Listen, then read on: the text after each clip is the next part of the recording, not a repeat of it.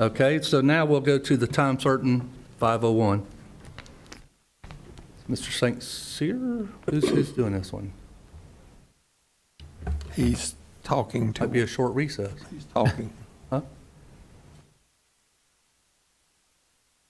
Oh, Yes, so I'm Thank you. sorry, I'm switching agendas here. Me too. We do need to call the meeting, the new workshop. okay.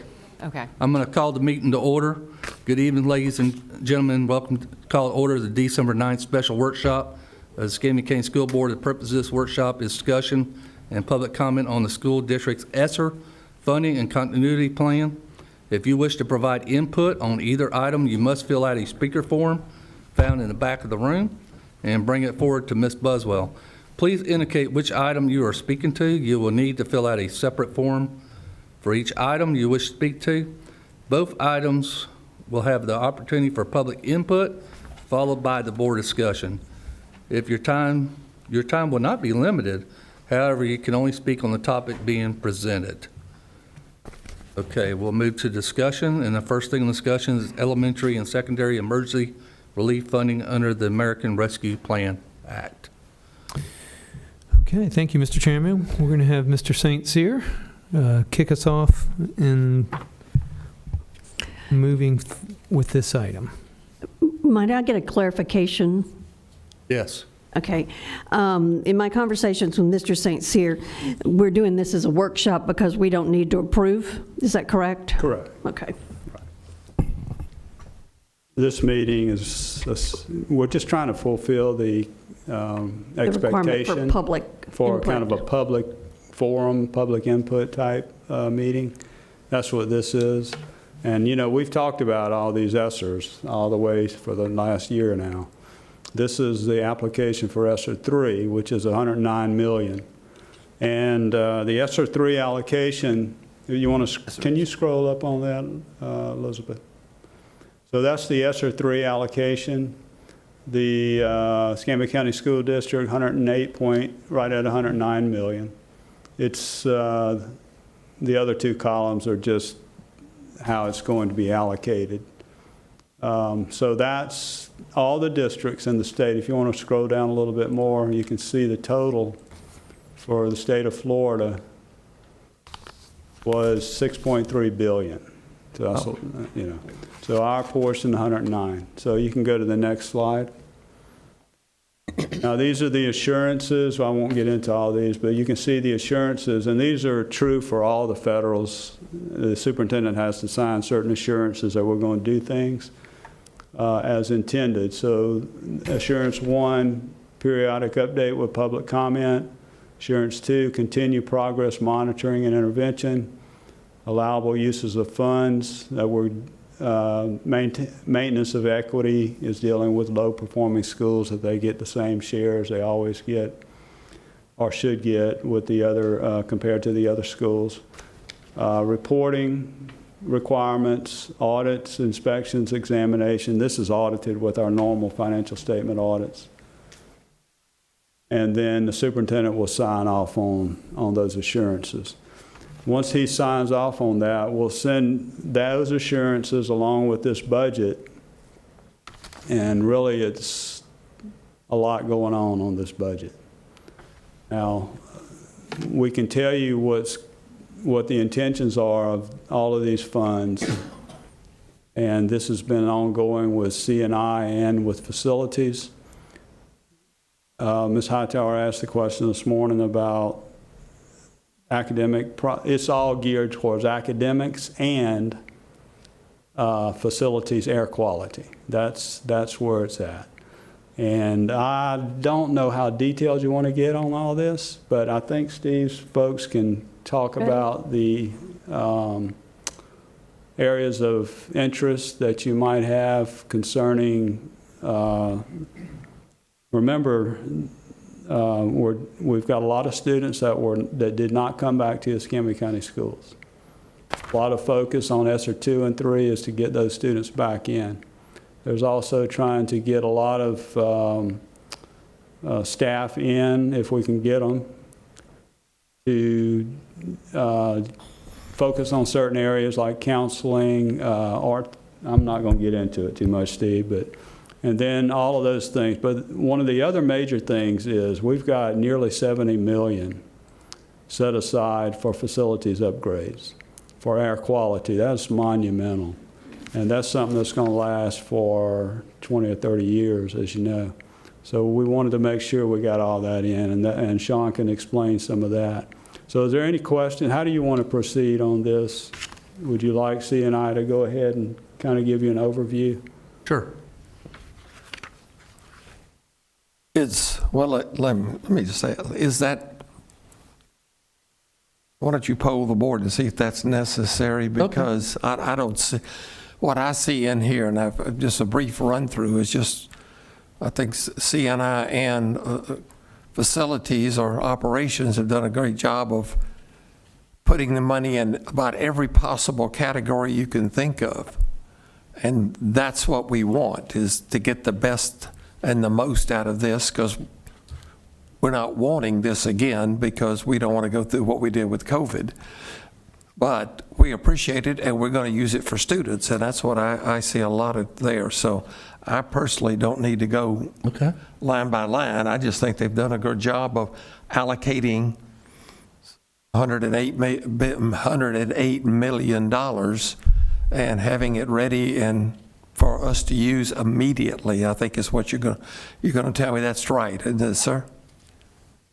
Okay, that's my feelings. Patty, do you share similar feelings? I don't have a need for them to go line by line. Okay. I've read this, and I have several comments and questions to make, but Well, if you would like to make them. Well- We got to do the, Dr. Elder, you okay with that?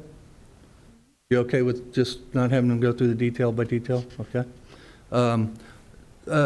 Board Attorney, do I have to have public forum before we go to the questions? that was what I was going to ask, whether we have any It's not public here. necessarily considered a public, did we put, is I public think it's got forum a public- included on? This is a public forum. It's public a hearing. input. Yeah, It's yeah. slightly different. The purpose of this meeting is to ensure that the public has the opportunity to weigh in on this, so it's. So I just need to ask if there's anybody out there speak on public forum. Exactly. Do we have any public speakers? Okay, if not, then now we can get to the comments or questions. Patty? Thank you, Mr. Chair. And I've kind of sent an email with this comment to the superintendent and various others, because I was concerned that we were not doing our due diligence and letting the public know that there was an opportunity for them to give input here today.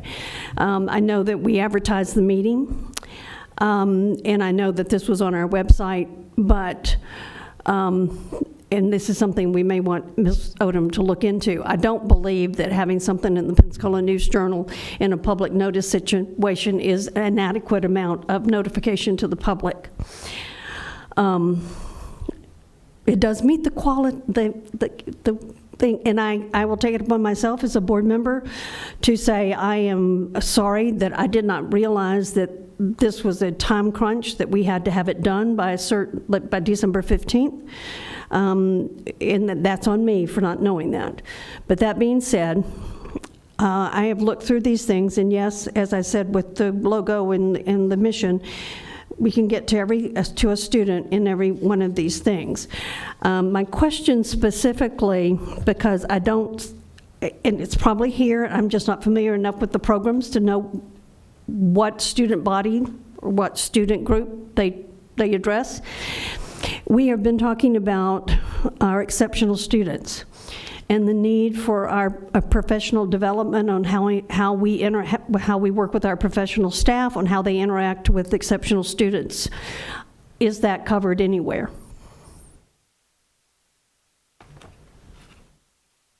That would be one thing that I would like for us to address. Yeah, I'm looking through it. I think we have dollars set aside for professional development. I'm going to. And I saw that, but I didn't see anything specifically for exceptional student professional development. Well, that would include for all types. So we didn't specifically say for ESE teachers, but it would cover all teachers and all needs. So I don't believe we singled out special education in that regard. somebody else has to ask her to come up.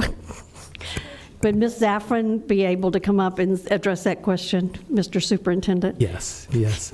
Here you go.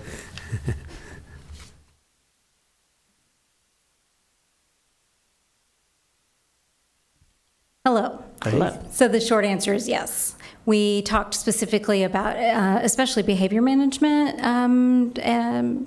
programs and practices, and had some very specific ideas. And then as we were meeting, we started realizing everything fit into the category of professional development, and setting aside enough monies to make sure that we had time to pay teachers to come in and to do that, and money set aside if we needed to contract to bring specialists into the districts if we felt like we didn't have the expertise that we wanted to move forward on.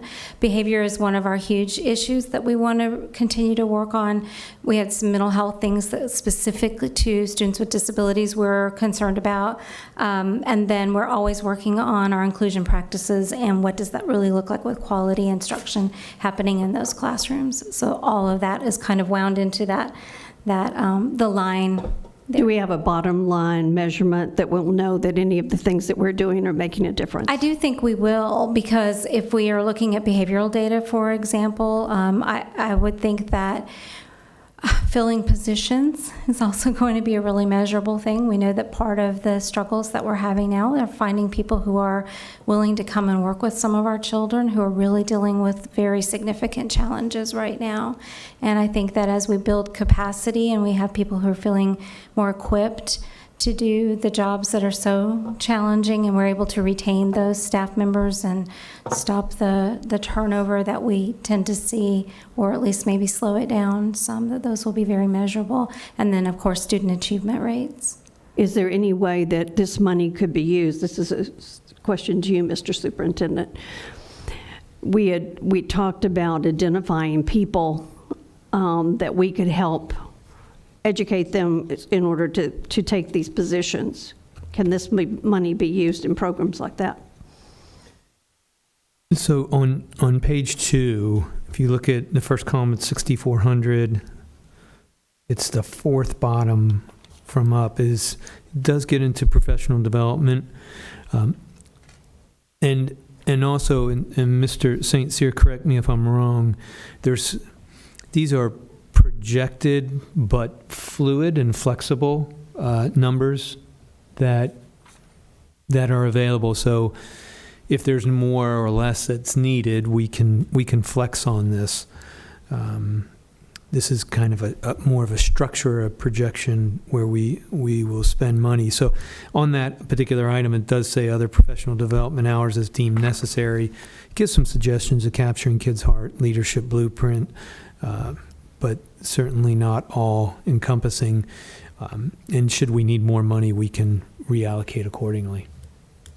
Now, is there behavioral coaches and stuff that we can use money to hire for the disciplinary issues we got to bring in more personnel? Is it in this? Yeah, and that's a great question, because we can add personnel. Where we have to be careful is in 2 years, that funding for personnel will go away. Yeah. So, and we have done that. We have utilized some personnel just because the opportunity exists, and perhaps that will impact our staffing if we see results from that. The greatest challenge we have now, though, and this goes into professional development as well, is we're not pulling professional development or having professional development during the day because of our substitute shortage. For us to allocate more exceptional student education teachers or teacher assistants, happy to do that, but we're not even close to filling the positions that we have now, and we're not getting applicants for teachers or those teacher assistants. It's one of the most impacted areas in our schools is our exceptional student education. And we have a large number of vacancies. So we in got both the money, but we platforms. can't get the bodies. That's exactly right. Correct. So- Because that's part of that COVID impact, with the academic achievement gap and then the behavioral issues that we've seen. That is correct. They came back to school. So one of the areas that we did add was it's kind of like a social worker to each of our elementaries. That's an example where we added personnel. We contracted through the Children's Home Society. And I think that's a really applicable expenditure of these dollars, because that's designed to provide more support for our elementary students and teachers. When we support the student, we're supporting the teacher as well. But that's 2 years, and then that will That was be our conversation gone. with the delegation, wasn't it? Yes. Well, but I So we think, have to balance that. back to what you said earlier, and you and I have had conversations. Yes, we've got this money, and it's an opportunity that if our staff sees things that they think would make a difference, but we've not had the resources to do in the past, this is their opportunity to try those things. And if, in fact, we see progress, then it's incumbent upon us as the board to find the way to fund them in the future. So that's what I want to say to you and to the staff. You know, if you're doing something that you've always thought would work, and we've had this money, and you find out it really works, make sure we know. So that, you know, because we're in charge of trying to figure out how to make it work in the budget. And, you know, so I think, you know, that's what I want to say, and I don't know whether other board members feel that way or not, but that's. Particularly for like Warrenton Middle School, wherever we can get the extra resources, and the other schools that are, you know, that we got to turn around. Yeah, and thank you for that, because one of the things we did is we kind of shifted into a lot of pilot program mindset of, okay, we know we only have the personnel for this long, but really, to your point, if it makes a difference, then perhaps we need to look at long-term funding. Yes. But let's go ahead and try. And, Yes. and so we tried to do that in a balanced way, because we also we don't want to have 200 people that, you know, we have to Right. reallocate in 2 years, you know, type of thing. So we tried to hit a balance there. And I want to thank Mr. St. Cyr and, well, the whole team, Mr. Marcanio, Mr. Dennis, and Mr. Leonard, for navigating that, because in each of their areas, that gets complicated. That really does. And but they've done good work and really prioritized where we think it'll make a big difference. And the good thing about the fluidness and the flexibility of these dollars is, if somebody comes to us and says, hey, we need X number of dollars, I just learned about this training program, it's going to help, we have the flexibility to go ahead and do that and make that work. Dr. Edler, no comment? Yes, Patty. Okay. One thing in our assurances is that we're supposed to have an evaluation of this every 6 months at least. So I want to make sure we calendar that opportunity to talk about it and where we are and what's working, what's not working. Also,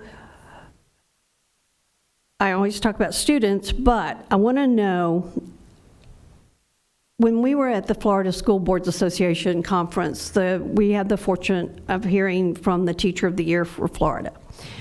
And one of her comments was, because somebody stood up and said, what can we do for the teachers? What can we do? And I know that there was a superintendent, I think in Philadelphia or somewhere, who gave a mental health day. Everybody went home one day as a help. So my question is, knowing that mental health is a big issue for our students, do we have something in here to help with the mental health and the self-care of our faculty and our staff? Good question. Mr. Marcanio, I do not believe we have anything pinpointed. Well, nothing that specifically states it like that, but, excuse me. So we can move some money around to do that? We've got some line items for some of that. I'm just telling you what I'm looking for. You can You look find at- out where you can put it. Ms. Hightower, if you can look along the line, the functions are out on the left. That's how you can identify it. 6140, and it's in order. So if you go down, probably 6140, all right.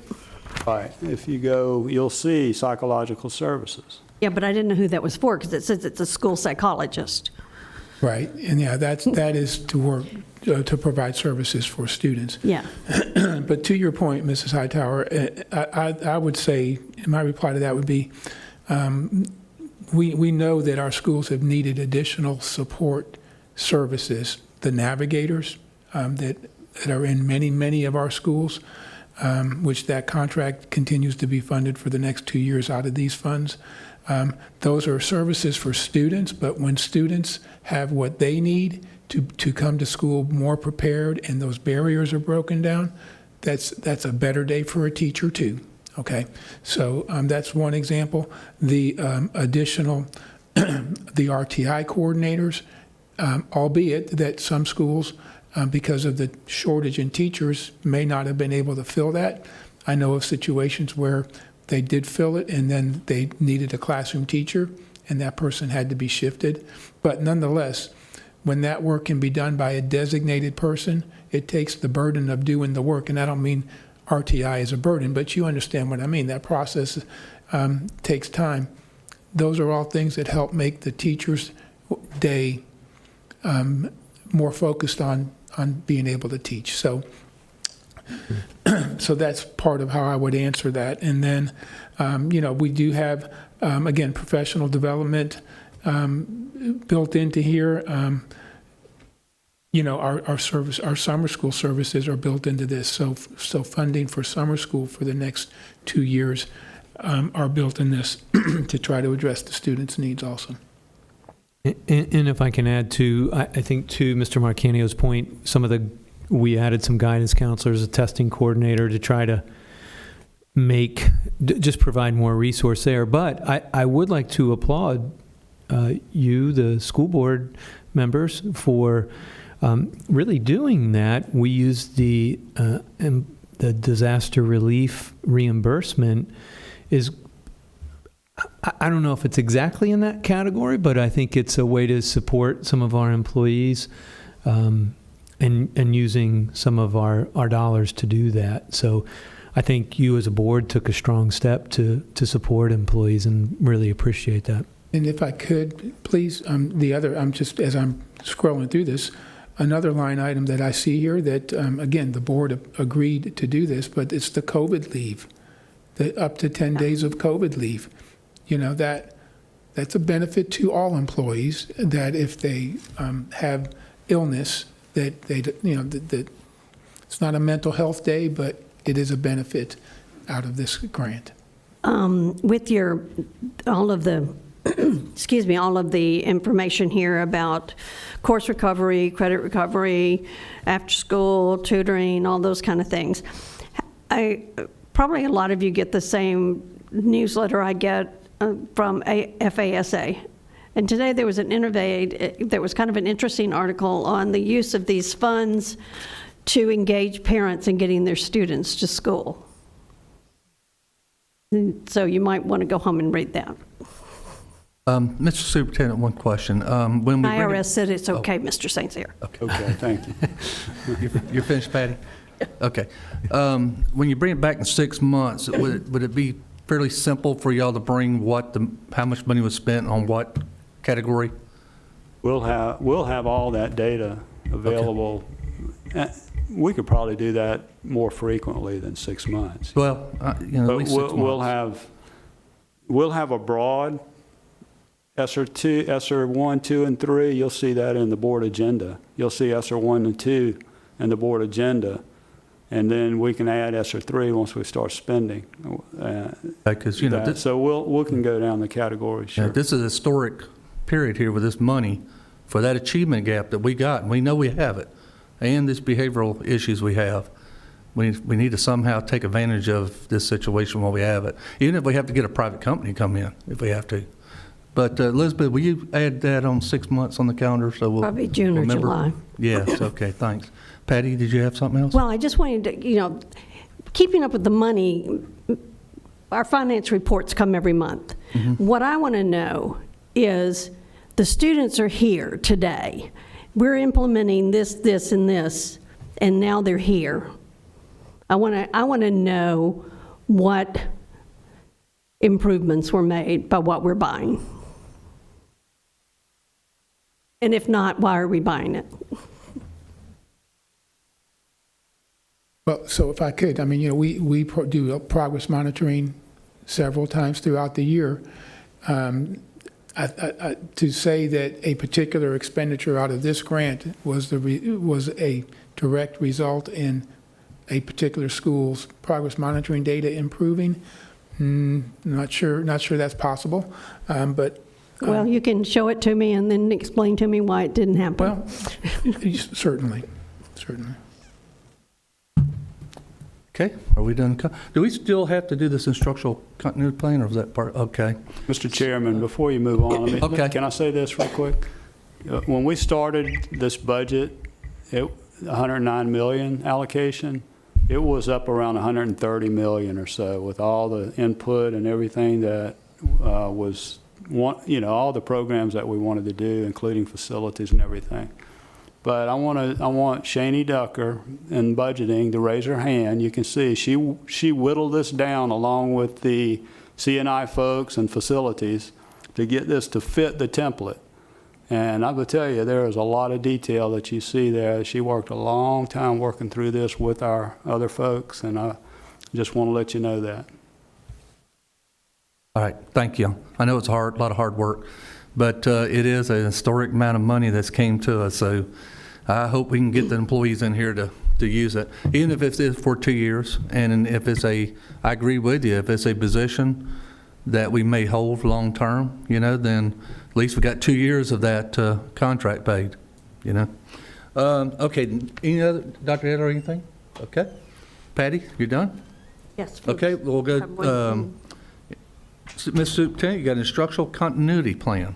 Yes, we have that. Thank you, Mr. Chairman. We're going to have Mr. Marcanio go through that. Okay, thank you. Yes, sir. So the plan, I see that you've got the plan posted there. So back in August, the district was informed that the state had contracted with a contractor to manage a process for each district to develop a new instructional continuity plan. You may recall that when the pandemic first hit, the district developed an instructional continuity plan. This was the state's effort to have districts develop a new one with a template that the state provided. Because our original one, there was no state-approved template. So myself and some of my C&I team members attended a training back in August to learn more about the requirements and how that would be developed. And then we began to work as a C&I team along with IT, because there are components that are IT-based also in the plan, as well as food service.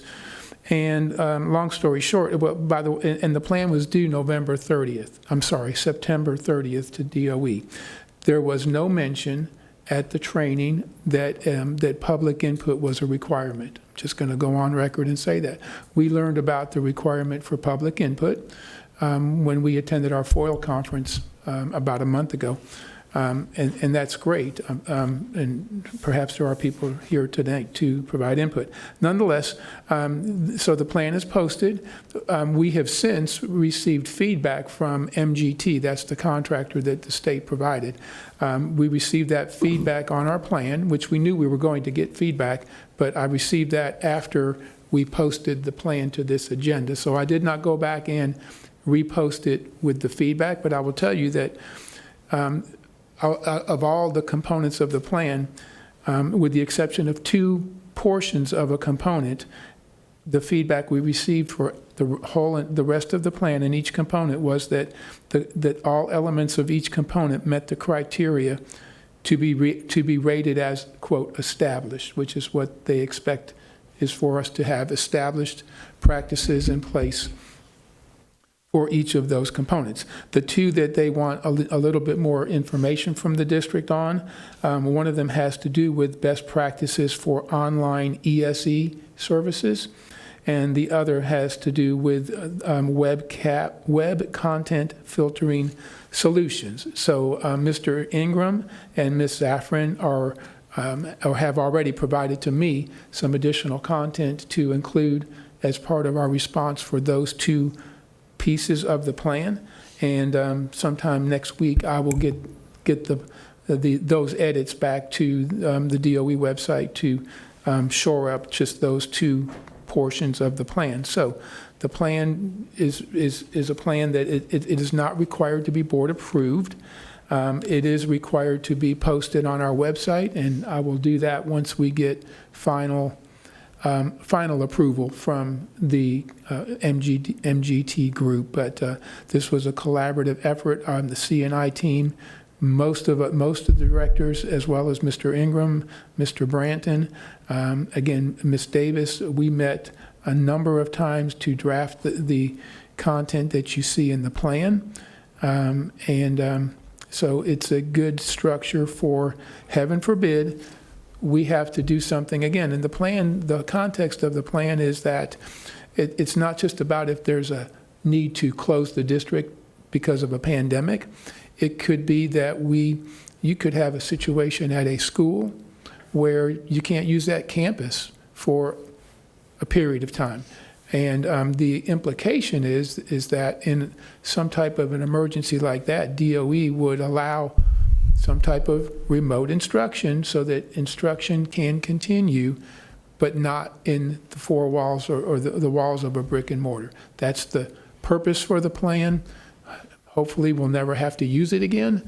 But again, it's to develop those processes to provide instruction in isolated incidences where you cannot use a campus, or heaven forbid, something on a larger scale. So that's the history behind the plan and how it was developed, and I'll be happy to answer any questions or if anybody's here to provide feedback. Any speakers from the public on this matter? If not, Ms. Hightower, do you have anything on it? I do have a point. It doesn't relate to this, but it Okay. relates to our prior meeting, and I apologize for not bringing this up at the time, but we were up against a time certain item. If we are going to recess that meeting, that does require a motion and a second. Another option would be for us to postpone to a time certain to take up the item again tomorrow morning. I'm good for whichever way is the easiest way to go. So, How do we do that? Because we're not in that meeting anymore. Well, technically we are, because it was not properly recessed. Okay. So I think that probably the best procedure would be to postpone the discussion to the time certain of tomorrow morning's workshop. Then that will need to be taken up first. so workshop starts at 9. 9:01, 9:01? Is that the Well, way we do just it? say postpone Just- until just tomorrow's first- meeting. first item of business Tomorrow's tomorrow. workshop. Okay, we have to have a motion? Do we have a motion? I said postpone the discussion on the homeless to tomorrow morning's workshop. Do we have a second? Okay, all in favor? Aye. Aye. Okay, we'll do it in the morning. So with that, I'd like to, so there's no more, Ms. Superintendent, do you have any comment on the plan your people? I don't have any additional Okay. comments. Okay, so we will adjourn, and, well, before we do, I keep hearing about employee shortages, Mr. Leonard, so let's get the Goodyear blimp and get a sign on the side of it that ESSER funds and, ESSER funds, whatever we got to do, let's get some employees. Okay? All right, we are adjourned. We need employees, I keep hearing that.